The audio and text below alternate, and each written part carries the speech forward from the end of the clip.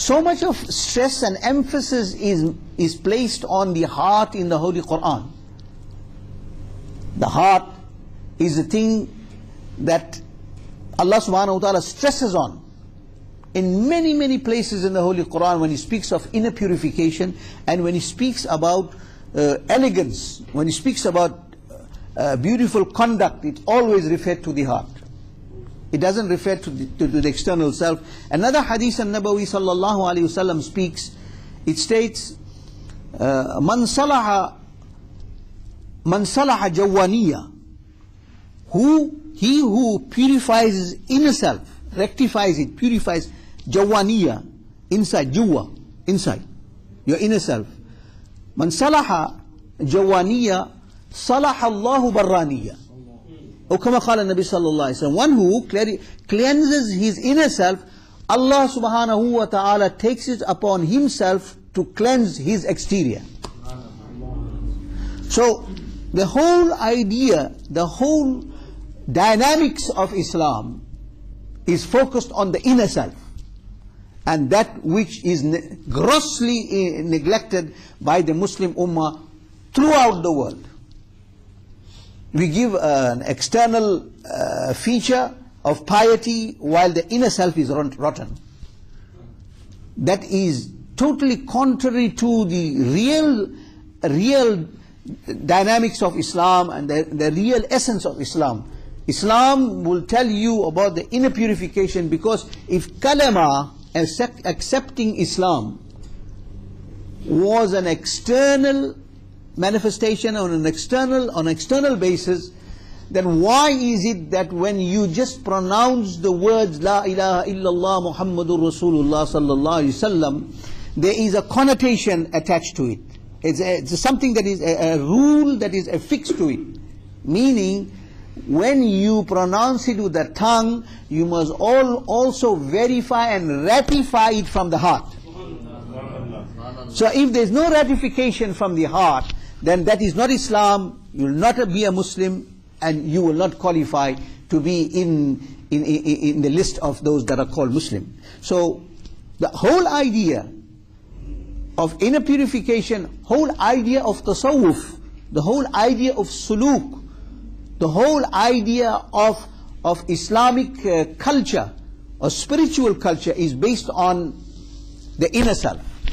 Sayyidina Umar al-Faruq radiyallahu ta'ala an was a great wali of Allah, a great personality who had splendid qualities of inner purification that had been undertaken and cleansed personally by Sayyidina Rasulullah sallallahu alaihi wasallam. Right? So the Nabi sallallahu alaihi wasallam, as I did mention to you previously, just for record purposes, right, a Sahaba,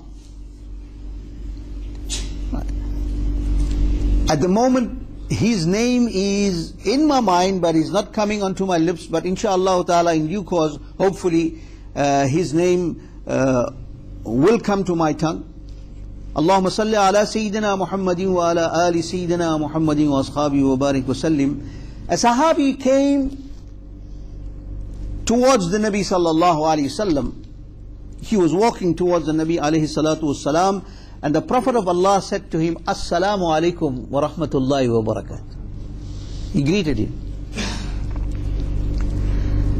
The Sahaba did not reply. Who is greeting? Allah's Nabi. And whom Allah's Nabi greets and sends peace upon him is he who is worthy of peace.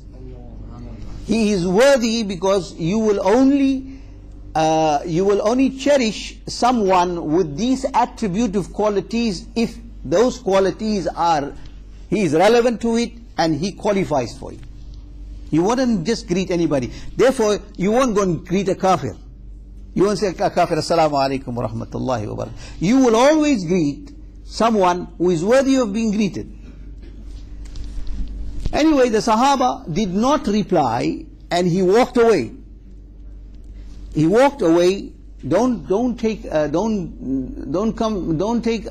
incorrect view point that the Sahaba did not greet. He walked away. For some reason he thought which was valid, and he went, and after a while he came back. When he came back, he came in the presence of Nabi sallallahu alaihi wasallam. He says, "Wa alaikum salam wa rahmatullahi wa barakatuh." Now, Nabi sallallahu alayhi wasallam, the beloved Habib, Sayyidina Mustafa sallallahu alayhi wasallam said to Sahaba, when I greeted you first, why did you not reply? Why was a delay? You went someplace and came back and then replied. The illustrious Sahaba, with great honor and respect for the beloved Habib, Sayyidina wa Mawlana Rasulullah sallallahu alayhi wasallam, says, Ya Rasulullah sallallahu alayhi wasallam, I was not in a clean state. I was not in a clean state, and I needed the major tahara. I needed to bath. Therefore I felt it not appropriate to greet you in that dirty state. I needed to have a ghusl. So I went and I performed ghusl and I came back. I came back to you, and now I am replying to, I am in a state of purity, I am clean externally and internally. Now I can give you an answer, and that's the reason why there was a delay. Do you know what the Nabi sallallahu alaihi wasallam replied? He said to the Sahaba, "Oh my beloved Sahaba," he said, "Don't you know that being in my presence not only purifies your external self, but it also purifies your inner self? Such is the anwar and asrar that explodes from the person and personality of the Nabi sallallahu alaihi wasallam. To be in his presence is so excellent that angels yearn, and eminent prophets also made dua, Oh Allah, make me of the ummah of Sayyidina Muhammad sallallahu alaihi wasallam. However, this inner purification that was performed by the Nabi alayhi salatu wasalam was absolutely unique. Absolutely unique in comparison to any prophet or any creation of Allah subhanahu wa ta'ala. يُزَكِّيهِمْ وَيُعَلِّمُهُمُ الْكِتَابَ وَالْحِكْمَةِ. Allah subhanahu wa ta'ala says, my Mahbub, I've sent you, purify these people, clean them, wash them. Wash what? Wash the clothes, wash the external body, or ghusl, or have wudu. The focus is the inner self. That is what has to be correct. So Sayyidina Umar al-Faruq radiyallahu anhu set out to Masjid al-Aqsa. He set out one animal, a camel, 2 riders, and they had some stuff on top of the camel. So they rode. And there were stations, which is known as manzil. When they take a path, there is a pathway, there is a direction that they go towards different countries. Each one had its own highway. Those were trails and tracks of the camel caravans. So they took the track that was going towards Masjid al-Aqsa. And both of them, one camel, the goods, and 2 riders. So when the camel left, it was fresh, so both rode on it. Came to one manzil, Sayyidina Umar radiyallahu ta'ala an exercised the consciousness that was taught to him by the Nabi sallallahu alaihi wasallam, say, respect the views of every living creature. It's only Islam that teaches us.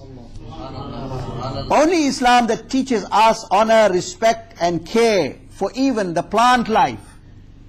As the Nabi sallallahu alaihi wasallam had informed the Sahaba, the West want to tell us about human rights. They don't even know what is human rights. Then they want to speak about animal rights. They know nothing. They don't know what is human rights. Human rights was taught to the world by Sayyidina Rasulullah sallallahu alayhi wasallam. Animal rights and plant life and whatever is relevant to this physical universe was taught completely by the beloved Habib Sayyidina Rasulullah sallallahu alayhi wasallam. So they have derived it from Islam. Islam is the only religion in the world that has given the sabak of every faculty, of every department on this world, and is giving you the proper consciousness of life and how it should be lived. Sayyidina Umar radiallahu ta'ala rode with his servant, came to one manzil, he said, right now, you have to take a turn and I'm going to take a turn. One. Hazrat Umar radiallahu anhu says, right now you ride and I will walk. He took the reins. Now imagine a servant, a khadim, a servant, we don't do that at home. We don't do it. None of us practice that. Illa mashallah, if there are somebody, Allah give them the tawfiq, fine. But generally, it is not such in our lives. The servant is riding. Sayyidina Umar radiallahu ta'ala got the reins in his hand and he's walking till the next manzil. Came the next manzil. It's the servant now has got to walk. Servant has to walk.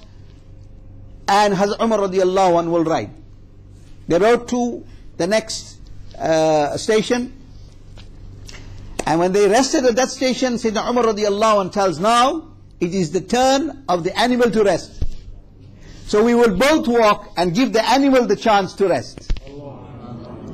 In this way, 3 turns were taken, and as they approached the last leg of the journey, it was the turn of the servant to ride and Hazrat Umar radiallahu ta'ala to hold the reins. This is how they were supposed to approach according to the division of the terms that has been devised in this whole journey.